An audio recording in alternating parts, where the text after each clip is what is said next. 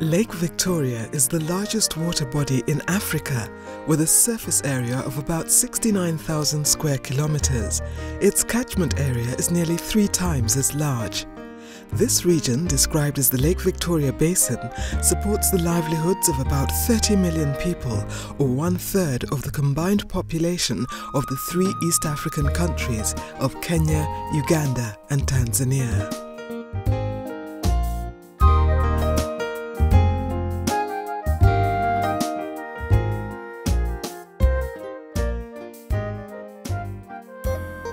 To the west of Lake Victoria, in Tanzania's Kagera region, lies the town of Muleba. With a population of just over 13,000, it's one of the secondary towns around the lake and is growing at a rapid pace. The water supply coverage here was previously very poor and only catered for 25% of the town. In addition to this, there was no consumer metering system in Muleba, and unaccounted for water stood at approximately 30% of the total volume produced. The majority of the town's residents depended on water vendors for their daily supply. Hata sisi watoto wetu, kwa mfano mimi ni mwalimu nafundisha Rubongo na watoto wangu natoka nao wanakwenda wapi? Shuleni Rubongo. I am a teacher. When times are tough, my children will come from school and go to fetch water from the spring. Therefore, they don't concentrate on their work because of worrying about these tasks.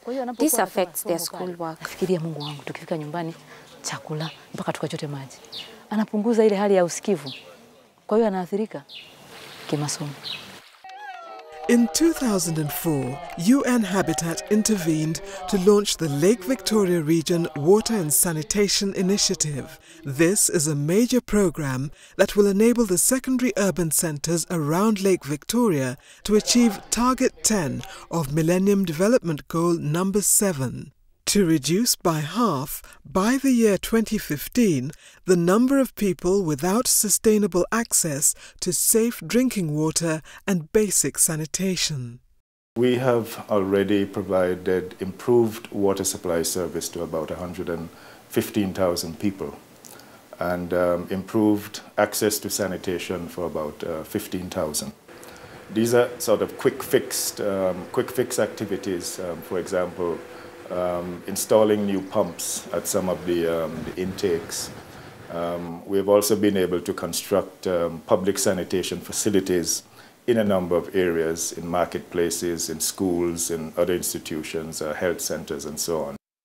UN Habitat is working with the Muleba Urban Water Supply and Sewerage Authority, LVWATSAN, on interventions aimed at improving access to clean water for the town's residents.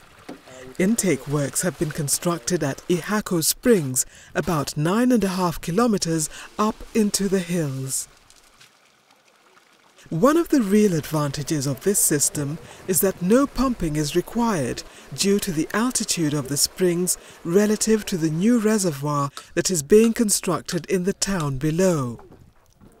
This technique, based on gravity, will result in significant savings on energy costs for LVWATSAN. Muleba's water supply has also been boosted by a borehole at the Magata area. This is equipped with a submersible electric pump and a 3-kilometer-long pipe to supply the town. Several water points and a washing slab have been installed at Magata to reduce waiting time and enable more residents to access the water supply simultaneously. I'm very happy about what they have done in this project. We haven't seen the end result yet, but the progress we have seen so far, we can see it's going very well. Further to this, the springs at Nyarwara and Nyarwondo, which have so far been the main source of water for Muleba, are being rehabilitated.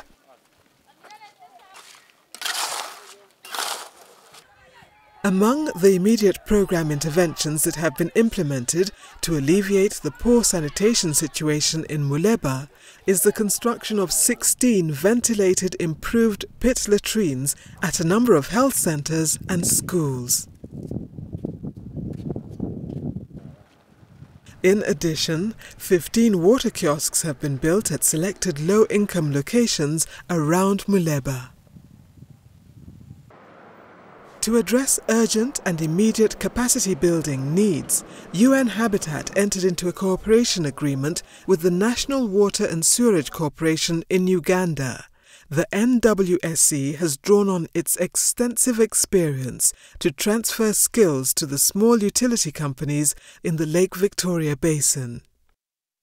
Initially, National Water was basically a utility that was a service provider, providing water, but not looking so much at the commercial aspects of the utility, being a government organization. But we were able to embrace some of the private sector approaches, like change management, take change management, adopt it and use it, to push performance. We were trained in block mapping. We also trained in bookkeeping, and that really helped because our books were in such a mess. We trained also in computer programming in relation to block mapping. We have greatly improved. Of critical importance to this program is the aspect of sustainability. The Lake Victoria Region Water and Sanitation Initiative has encouraged ownership at the local level through its innovative institutional structure. The multi-stakeholder forums have been very successful. The multi-stakeholder forum is a platform that brings together various community members, particularly local women groups, local youth groups, vulnerable groups like orphan-headed households, widows, and the elderly. We have non-governmental organizations, the local media, the local private sector. The forum's responsibility is to provide feedback and also to regularly monitor program activities and to represent community interest in all the project activities. The main thing we did was to enlighten the communities in the area where the water passes through their villages. We went to Kabare, Ihako, and Magata and called community meetings and spoke to them. So we called a meeting and met the local people and came to an agreement, and they said they were ready to look after the new water installations. Once the participation and commitment of Muleba residents had been established, it was important to have the local civic and political leaders lend their long-term support to the program to ensure the initiative's sustainability.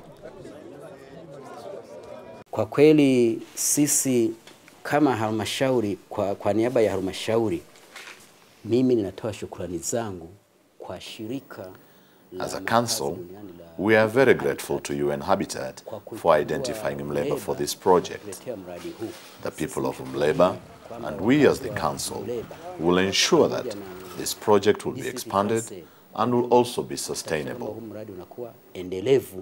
Na kupanua ili wanufaika wawe wengi zaidi.